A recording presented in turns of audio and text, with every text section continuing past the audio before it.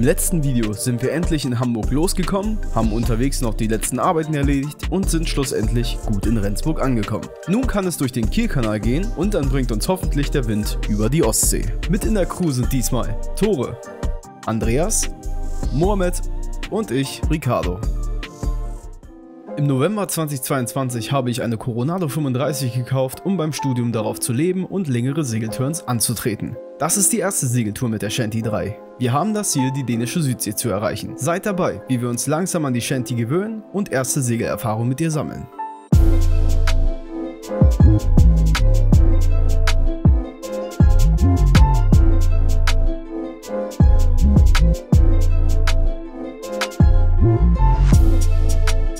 Also wir sind jetzt unterwegs von Rendsburg erstmal bis nach Kiel bzw. bis zur Kielschleuse. Ich glaube Kiel-Holdenau ist das. Dahin brauchen wir jetzt erstmal 3 Stunden und auf dem Weg haben wir gesagt, entscheiden wir, wo es denn heute final hingehen soll. Wir haben schon Ideen, dass wir wahrscheinlich gleich in Richtung Dänemark fahren und vielleicht auch mal den Anker ausprobieren für eine Nacht. Weil 20 Uhr würden wir es wahrscheinlich dann in Richtung des Festlands schaffen. Dann wird es ja auch schon irgendwann dunkel, aber weiter halt auch nicht. Das besprechen wir jetzt gleich auf der Fahrt. Heute früh hatten wir bloß noch mal getankt gehabt, ein paar Liter. Und vielleicht noch ein kleines Problemchen mit den Keilriemen, der war ein bisschen lose gewesen. Aber wir haben das im Auge. Hier ist anscheinend, morgen ist ganz schön viel los. Okay, was heißt morgens? Wie spät haben wir es eigentlich? Alle 11, 12. 11, 12. 11:12 Uhr. Nein. Du kannst ja mal nach vorne schwimmen, aber wir haben halt 4 Schiffe vor uns. Im Nord-Ostsee-Kanal waren wir von der Geschwindigkeit genauso limitiert wie die Schiffe, sodass durchgängig ganz schön was los gewesen ist. Dadurch, dass wir aber mehr oder weniger in einer Kolonne mit den Handelsschiffen gefahren sind, mussten wir an der Schleuse nicht allzu lange warten. Aber wir waren schon froh, als der Kanal vorbei war. Motoren ist schon langweilig. Es ist halt nur so ein bisschen knapp hier zwischen den Booten. Ja, das stimmt, du machst das ganz toll. Angekommen in der Ostsee ist natürlich der Wind eingeschlafen. Was auch sonst. Aber wir haben echt genug von Motoren, also wird erstmal gesegelt. Da merkt man aber, dass der Shanty etwas Segelfläche fehlt. Viele Knoten waren nicht drin. Dafür ist das Segelflächen-Gewichtsverhältnis von 55 Quadratmeter zu 6,5 Tonnen einfach zu klein. Irgendwann ist uns aufgefallen, dass wir es den Tag nicht mehr über die Ostsee schaffen würden und eine Nachtfahrt wollten wir uns mit der wenigen Erfahrung noch nicht antun. Also sollten wir uns schleunigst ein neues Ziel raussuchen, bevor es dunkel wird. Wo fahren wir jetzt hin? Keine Ahnung. Du bist ein Idiot. So hast du mit Rudi abgesprochen, mit niemandem sonst. Ihr habt gesagt, das ist okay, machen wir. Also wir fahren jetzt in die Schlei, die Segel stehen, das ist ja ganz gut, wir haben schön Halbwind und brechen dahin. Tore lernt gerade zu segeln und er steuert die ganze Zeit nach links und rechts, deswegen kann es nur ein bisschen länger dauern, ist aber auch nicht so schlimm. Wir haben ja Zeit, denn wir sind hier im Urlaub. Und ja, die Idee, jetzt eine Schlei zu fahren, die kam jetzt von Rudi. Ein ganz netten Mann, der auch bei mir im Verein ist. Der gibt uns die ganze Zeit so ein bisschen Tipps, wo man hinfahren kann und so. Eigentlich wollten wir heute schon nach Dänemark fahren, aber wäre zu spät, wenn wir ankommen. Die Segel flattern! Ja, ich kämpfe schon gegen an. Kannst noch ein bisschen anrufen. Abfallen, so. Ja, das ist gut. Jetzt ist zu weit. Dann ziehe ich lieber die Segel ein bisschen dichter. Dann geht's morgen Richtung Langeland oder ich krieg die Crew noch überzeugt, dass wir ein bisschen weiter im Norden fahren. Ich glaube, das wäre nämlich eine ganz gute, passende Option, weil wir dann auch mit Halbwind hin als auch zurückfahren könnten und nicht wirklich viel Sprit verbrauchen. Und eigentlich geht es ja auch ums Segeln. Und um den Kurs. Mohamed treibt derweil sein Unwesen in der Küche. Mal sehen, was er da unten anstellt. And we are again in the Trap Boat Kitchen. And here is Triple Mohamed at cooking. Und er guckt ein paar, was ist das? Champignons. Champignons, Paprika, dazu? Onions Und was wird das Ganze? und Fajita. Fajita. Ja, und wir sind gerade gut am Segeln, deswegen steht das Boot auch so ein bisschen schräg. Wie findest du es als Kocherpaarung? Angenehm oder? Ich finde die angenehm, ja. Also kann man schon machen, stört dich nicht? Ja, klar. Ja, super. Ja. Was wollte ich jetzt hier eigentlich? Der Rechner ist noch an. Das muss ja nicht sein. Ich stehe weg jetzt. Ey, das ist eine geile Aussicht, ey. Das würde ich jeden Tag gerne aus dem Boot sehen. Aber gut, in Hamburg ist das nicht immer möglich. Sieht schon chillig aus da oben. Oh oh, das wird Emma sehen. Naja, okay. Wegen irgendwas bin ich runtergegangen. Achso, wegen Pfandeinsammeln, weil oben liegt schon wieder alles voll. Kurze Zeit später haben wir eine Tonne kurz vor dem Boot gefunden. Nicht da lang, nicht da lang. Und gerade. Was ist das? Wo kam die denn her? Auf dem Plotter steht was. Hier steht gar nichts. Oh, was ist das? Also hier steht was von Sperringens. Keine Ahnung. Der sagt okay und der sagt, da ist irgendwas wie so ein Flammenzeichen.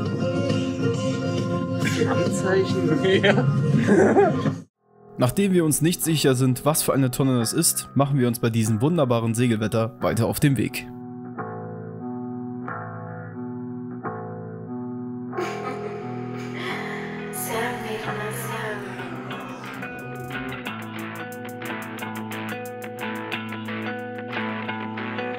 Ey, ich häng mit meiner Gang, jeder echt, keine Fake Friends, wir am Start und ihr verpennt.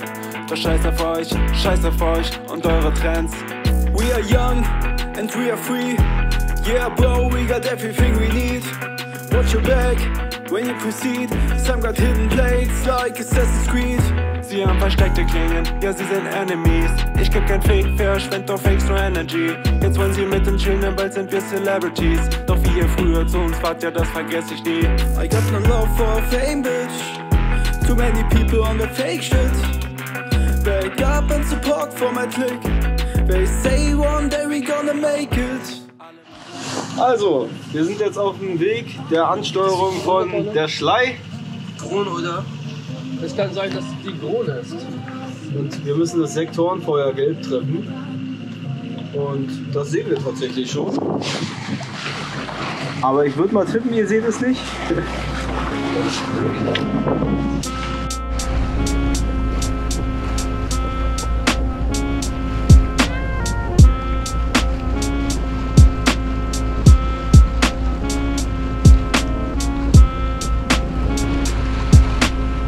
Abends sind wir dann auch in Marsholm angekommen. Fürs Ankern ist es jetzt schon zu dunkel gewesen, also wollten wir uns zu dem ersten Hafen begeben. Der ist aber leider schon voll, also blieb uns nichts weiter übrig, als zu dem hinteren Hafen mit nicht beleuchteter Einfahrt zu fahren. In Marsholm gibt es nicht so viel zu sehen, also schnell weiter.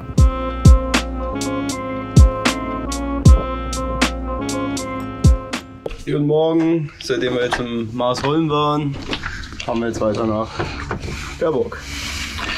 Da wird sich schon gerade drüber belesen. Gestern mit dem Anker hat nicht funktioniert, weil wir wie immer wieder zu spät am falschen Ort waren. Jetzt wollten wir mal so planen, dass wir so 19 Uhr ankommen, dass wir noch so 2 Stunden Puffer haben. Aber irgendwie ist es meistens so, dass wir dann erst 21, 22 Uhr ankommen, wenn es schon Ja, dunkel ist. aber wir haben ja auch so geplant, dass wir so 21 Uhr ankommen. Naja. Jedenfalls, das ist jetzt hier eine schöne Kulisse, das muss man schon mal sagen. Weil anscheinend wir nicht die einzigen sind, die rausfahren, logischerweise. Das kann man sich doch mal angucken. Ich bin mal gespannt, wo die ganzen Leute hinfahren. Heute ist unsere Etappe anscheinend nicht so weit. Wir müssen nur einmal über ein kleines Stück Ostsee. Na, wie viele nautische Meilen sind es denn? 20 nautische Meilen? 3 Stunden, wenn wir gut segeln. Ja, Also 4 zurzeit Stunden. haben wir 2 Ja, 4 Knoten. Stunden. Ja, 4 Stunden, denke ich. Ich denke mal, wenn wir draußen sind, kriegen wir schon die 5 Knoten hin, aber dann sind wir in 4 Stunden trotzdem da. Na, jetzt frischt es ein bisschen auf. Ja, weil wir langsam von den Landmassen wegkommen. Wird langsam Zeit für Frühstück, bin ich der Meinung. Können wir Bratkartoffeln machen? Mit Ei? Hast du da Bock drauf? Ja. Na gut. Wir Boathouse Kitchen wieder anschmeißen. Wake up and support for my clique. They say one day we gonna make it. We achieved so much. We are successful. All these haters wanna see us fall. It's so stressful. I got good friends. They are incredible. We were chilling on the couch, eating edibles, sailing the sea. There's so much to see. Every week a different country, and it's even for free. I got help from my team. We are chasing our dreams, and all you do is sit at home and stare at the screen. In our childhood, we are biking in the woods of a neighborhood and skating everywhere we could. We had fun. That was the only thing we cared about. Neighbors called the cops on us when our parties were too loud. Yeah, cause even nowadays, my friends are still the same. We put your dearest crew to shame. Yeah, my team will never change. Schämst du dich für mich? Ja. Peinlich mit dir unterwegs zu sein. Das ist echt doch nicht einstimmen. Wie soll man sich nicht für dich schämen? Das war zu fies. Das nehme ich zurück, das tut mir leid. Oh, da ist ein Flugzeug. Don't drink and sail. Warum? Only. Ja, hab ich doch gesagt. Das eine hat doch mit den anderen zu tun, oder nicht? Don't drink. Und da sind schon die Polizisten. Sind die nicht grau? Das ist doch grau. Ist das blau oder ist das grau? Ja, Kurs doch erst mal wieder. Ja, genau. Bitte nochmal den Kurs überprüfen. Was fahren wir denn? 59. Ist doch fast dasselbe. Nee. Mach das mal, wenn du am Atlantik rüberfährst. Ich glaube, dann kommst du ganz woanders an. So gut Amerika in Welt. Da fahren wir jetzt hin. Fährburg. Mal gespannt. Welchen Hafen wollen wir da anlaufen? Haben wir da schon mal geguckt? Nee, ne? Ich hab da Geld fahren. Das war für mich das erste Mal, mit einem Segelboot ein anderes Land zu erreichen. Klar, irgendwo waren das bloß 20 Seemeilen, aber es hat sich besonders angefühlt. Ich mach noch ein Bier.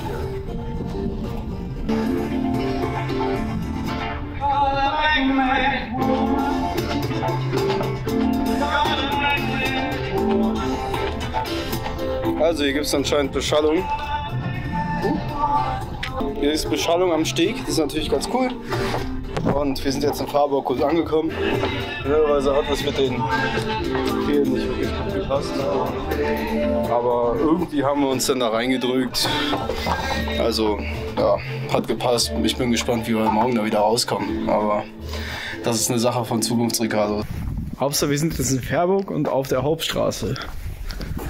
Also schon interessant, was hier alles für winzige Mini-Häuschen sind.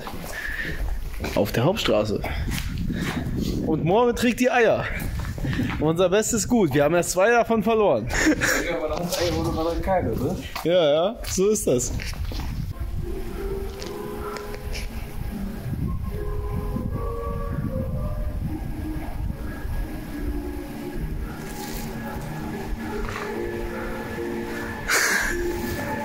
Freunde, die Tour ist da. Und die haben ja voll das Assi-Starterpack. Tja, an was erinnert dich das, Mohammed? Alles noch. Schmeckt das Eis wenigstens? Ja, was ist teuer? Das erste Mal, als ich Lakritz-Eis gegessen habe. Was schmeckt dir? Ich weiß es nicht, schmeckt halt nach Lakritze. Ich finde es okay, wenn die Shisha Lakritze schmeckt, aber Eis? bei Eis weiß ich nicht. Da bin ich noch nicht so ganz überzeugt von. Aber interessant ist mal zu schmecken. Also insgesamt das Eis an sich schmeckt ja wenigstens. Karamell schmeckt ist klein. Ja? Ja, hat sich doch wenigstens gelohnt. Das war schön. Mach bitte so und Andreas, du fasst mit beiden Händen an seine Hüfte und ihr guckt beide nach vorne in die Ferne. Was machst du, Andreas? Ricardo, wie viele Eier hast du denn? Von beiden Seiten. 8 plus 2, 10. Na also, dann hat es doch schon geklappt, die dänische Südsee zu erreichen. Beim nächsten Mal hat Mohammed seinen 30. Geburtstag. Hoffentlich haben wir bis dahin genug Bierdeckel beisammen. Wenn euch das Video gefallen hat, dann lasst doch bitte ein Like da und abonniert den Kanal. Viele weitere spannende Videos sind unterwegs. Bis dahin bleibt mir bloß noch zu sagen, bis zum nächsten Mal bei Disaster Tours. Serenade